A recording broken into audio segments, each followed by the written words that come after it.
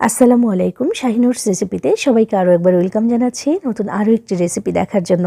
তবে আজকে আমি কোনো খাবার বা রান্নার রেসিপি আপনাদের সাথে শেয়ার করছি না, তবে খাবার রান্না করার জন্য বিশেষ একটা মশলার রেসিপি আপনাদের সাথে শেয়ার করব।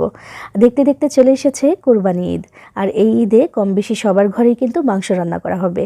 তবে মাংস রান্না করার জন্য পেঁয়াজ, রসুন, আদা, লবণ এগুলো ছাড়াও কিন্তু বিশেষ কিছু মশলা ব্যবহার করা হয়ে থাকে স্বাদটাকে আরও বেশি বাড়িয়ে দেওয়ার জন্য।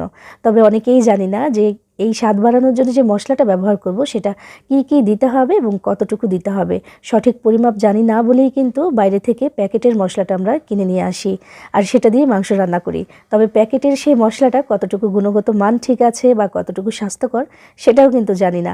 তাই ঘরেই কিন্তু রেডি করে নিতে পারবেন একদম পারফেক্ট রেডি মিক্স মশলা। এটা দিয়ে যে কোনো মাংসের মধ্যেই দিতে পারবেন, মানে যে কোনো মাংসই এটা দিয়ে রান্না করতে পারবেন, পাশাপাশি বিরিয়ানিও রান্না করতে পারবেন। তো চলুন আজকে এটা কীভাবে বানিয়েছি সেটা দেখে নেওয়া যাক। আর আপনি আমার ভিডিওতে একটা লাইক করে চ্যানেলটি সাবস্ক্রাইব করে পাশেই থাকবেন আশা করছি। বিসমিল্লাহির রহমানির রহিম। আজকের এই মশলাটা বানানোর জন্য কী কী নিয়েছি সেটা দেখিয়ে দিচ্ছি। আমি এখানে শাহি জিরা নিয়েছি 1 টেবিল চামচ, রেগুলার যে জিরাটা আমরা ব্যবহার করি সেটা নিয়েছি 2 টেবিল চামচ। 1 টেবিল চামচ নিয়েছি আমি এখানে পোস্ত দানা, আর এরপর নিয়েছি আমি কাবাব চিনি 1 টেবিল চামচ পরিমাণে, সাদা আর কালো গোলমরিচ নিয়েছি এখানে 1 চা চামচ করে, কারণ এটা খুব ঝাঁজ। এরপর নিয়েছি আমি এখানে 1 টেবিল চামচ আস্ত ধনিয়া, এরপর নিয়েছি এখানে লং বা লবঙ্গ সেটা নিয়েছি 1 টেবিল চামচ, আর এরপর নিয়েছি স্টার অ্যানিস বা যেটাকে আমরা স্টার মশলা বলে চিনি সেটা 7 থেকে 8টির মতো। এখানে নিয়েছি আমি জয়ফল, সেটা নিয়েছি 5টা। এই যে এমন করে খোসাটাকে ছাড়িয়ে নিতে হবে একটা, এই জন্য আগে থেকেই ছাড়িয়ে রেখেছিলাম, দেখিয়ে দিলাম। এরপর নিয়েছি জয়ত্রী, সেটা 2 টেবিল চামচ পরিমাণে। শুকনো মরিচ যার যার পছন্দ মতো দিতে পারেন, রান্নার সময় তো ব্যবহার হবেই, তো সেজন্য এখানে মাত্র 4-5টি নিয়েছি এখানে 10-12টির মতো আমি তেজপাতা, আর কালো এলাচ বা বড় এলাচ যেটাকে বলি আমরা সেটা নিয়েছি আমি এখানে 15টি, আর এখানে নিয়েছি আমি সবুজ এলাচ প্রায় 60 থেকে 70টির মতো, একটু বেশি নিয়েছি এটা। আর এখানে গোলাপের পাপড়ি শুকিয়ে রেখেছিলাম, ঘরেই করেছি আমি এটা, সেটা নিয়েছি আমি এখানে 1.5 টেবিল চামচের মতো। আর এখানে নিয়েছি আমি দারুচিনি, তো এইটা নিয়েছি আমি এই যে 2টা স্টিক দেখিয়ে দিলাম একটু বড় সাইজের, এটাকে ছোট করে নিতে হবে। আর এখন কথা হচ্ছে এগুলোকে একটু টেলে, শুকনো খোলায় টেলে তারপর বানাতে হবে।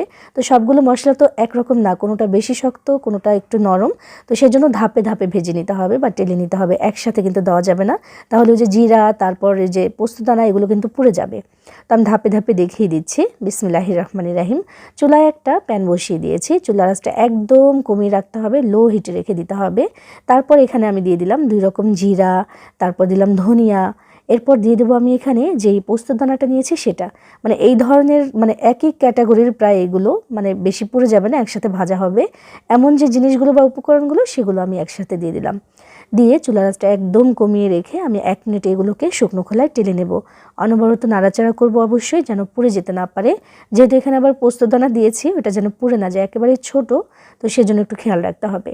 1 মিনিট যখন হয়ে যাবে তখন দেখবেন যে একটা সুন্দর সুগন্ধ বের হতে শুরু করেছে, আর এবং ওই যে জিরাটা দিয়েছি ওইটাও কিন্তু একটু চটচট করে ফুটতে শুরু করবে, তখন উঠিয়ে নিতে হবে। এর পরের রাউন্ডে দিয়ে দিচ্ছি আমি 2 রকমের গোলমরিচ, যেটা সাদা তারপর কালোটা নিয়েছি, সাথে আমি দিয়ে দিচ্ছি এখানে আমাদের কাবাব চিনিটা, তারপর নিয়েছি আমি এখানে লবঙ্গ, সেটাও দিয়ে দিচ্ছি। এগুলো কিন্তু একই ক্যাটাগরির। এরপর আমি যেই স্টার অ্যানিসটা নিয়েছিলাম সেটাকে একটু টুকরো করে দিয়ে দিলাম, তারপর যেই জয়ফল নিয়েছিলাম সেটাকে একটু ভেঙে দিয়ে দিয়েছি যেন ভাজা হয় ঠিকঠাক মতো। আমাদের এলাচগুলো দিয়ে দিলাম, সবুজটা কালোটা এগুলো দিয়ে দিলাম। আর যে দারুচিনিটা নিয়েছিলাম সেটা আমি একটু টুকরো করে রেখেছি, যেন ব্লেডের উপরে যখন আমি এটাকে মানে গুঁড়ো করব তখন যেন ব্লেডের উপরে বেশি চাপ না পড়ে ব্লেন্ডারের, তো সেজন্যই কিন্তু এটাকে একদম ছোট করে নিয়েছি। এবার এইগুলোকে চুলার আঁচটাকে একদম কমিয়ে রেখে 3 মিনিটের মতো ভেজে নেব। অবশ্যই অনবরত নাড়াচাড়া করতে হবে যেন পুড়ে যেতে না পারে। তো এই যে জিনিসগুলো দিয়েছি বা উপকরণগুলো এগুলো আবার একই ক্যাটাগরির, একটু শক্ত, তাই একসাথে দিয়েছিলাম। হয়ে গেছে, তুলে নিয়েছি, মাশাআল্লাহ সুন্দর একটা সুগন্ধ বের হতে কিন্তু শুরু করে দিয়েছে। এরপর আমি যেই জয়ত্রী নিয়েছিলাম সেটা, শুকনো মরিচ, তারপর যেই তেজপাতা ছিল সেগুলোকে একটু টুকরো করে দিয়েছি, আর আমাদের শুকনো গোলাপের যে পাপড়িগুলো সেটাও দিয়েছি। আর এখন এটাকে 1 মিনিটের মতো একটু নেড়েচেড়ে ভেজে নেব, এবং এই সময়টাতে গোলাপ জলের গন্ধ বেশ বের হয়েছে, তার কারণ হচ্ছে গোলাপ ফুলটা একদমই ফ্রেশ, আমি ঘরেই এটাকে শুকিয়ে নিয়েছিলাম। তো এই জন্যই আমরা যে রোজ ওয়াটার ব্যবহার করি রূপচর্চার জন্য, সেরকম একটা সুগন্ধ কিন্তু বের হয়ে গেছে একদম ওই গোলাপটার জন্য। 1 মিনিটের মতো ভেজে আমি তুলে নিয়েছি। এবার সবগুলো উপকরণ একটা ছড়ানো পাত্রের মধ্যে নিয়ে একটু ঠান্ডা করে নিতে হবে, যেহেতু আমি মিক্সার গ্রাইন্ডারে করে এটা করব, তো একটু ঠান্ডা হয়ে গেলে তারপর করলে কিন্তু বেশি ভালো।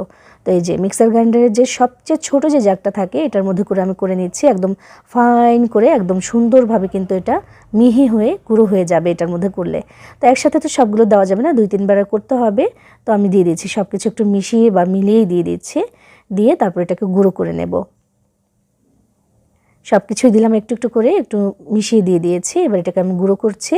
তো গুঁড়ো করছি সেটা দেখানোর আসলে দরকার নেই, আমি এই যে দেখিয়ে দিচ্ছি। দেখেন গুঁড়ো করে নিয়ে এসেছি আর একদম ফাইন হয়ে এটা গুঁড়ো হয়ে গেছে মাশাআল্লাহ। দেখেন এটা যখন এমন করে গুঁড়ো করবেন তখন একটু খেয়াল রাখবেন যেন আস্ত থেকে না যায়। তো এই যে দেখেন মাশাআল্লাহ একদম সুন্দরভাবে হয়ে গেছে। তো আমি সবগুলো একইভাবে করে নিয়েছি এবং দেখেন যে উপকরণগুলো আমি দেখিয়েছি সেটা দিয়ে কতটা মশলা হয়েছে, মাশাআল্লাহ অনেকগুলো মশলা হয়ে গেছে। তো এইটা যেহেতু মিক্সার গ্রাইন্ডারে করে করেছি, এটা কিন্তু অনেকটাই গরম হয়ে আছে, এখন বেশ খানিকটা গরম হয়ে আছে। তো এই জন্য মিলে আবার একটু ঠান্ডা করতে হবে সংরক্ষণের জন্য। তো একদম যখন ঠান্ডা হয়ে গেছে এই 2-4 মিনিট হলেই হবে। এরপর এটাকে কাচের জার বা বয়ামে করে এটাকে সংরক্ষণ করে রেখে দিতে পারবেন। তবে এই কাচের বয়ামটা কিন্তু আগে থেকে ভালো করে ধুয়ে রোদে শুকিয়ে নিতে হবে। খেয়াল রাখবেন যেন আর্দ্রতা না থাকে, কোনো পানি যেন না থাকে, তাহলে কিন্তু এটা নষ্ট হয়ে যাবে, ভালো থাকবে না আর। তো ভালো করে শুকিয়ে নিয়েছি, তারপর এর মধ্যে আমি নিয়ে নিচ্ছি।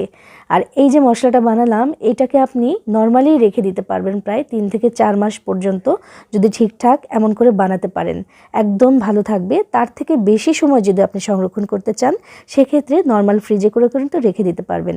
এই যে আমি বয়ামে রেখেছি, এটাকে এখন নর্মাল ফ্রিজে রেখে দিলেই দীর্ঘদিন পর্যন্ত ভালো থাকবে। আর এই যে মশলাটা বানিয়েছি না, এটা কিন্তু 1 কেজি গরুর মাংসের জন্য মাত্র 2 টেবিল চামচ হলেই হয়ে যাবে, আর কিছু লাগবে না। মানে হাবি জাবি গরম মশলা এই সেই কিচ্ছু দেওয়ার দরকার নেই, শুধু এটা হলেই চলবে। সাথে ওই আদা রসুন পেঁয়াজ মরিচ যা ইচ্ছা দেন, তবে মশলা হিসেবে এটা হলেই চলবে। একদম পারফেক্ট একটা রান্না হবে, যাকেই খাওয়াবেন আপনার হাতের রান্নার প্রশংসা করতে বাধ্য হবে। সবাইকে ঈদের অগ্রিম শুভেচ্ছা জানাচ্ছি, সবাই ভালো থাকবেন, সবার জন্য সবাই দোয়া করবেন। আল্লাহ হাফেজ।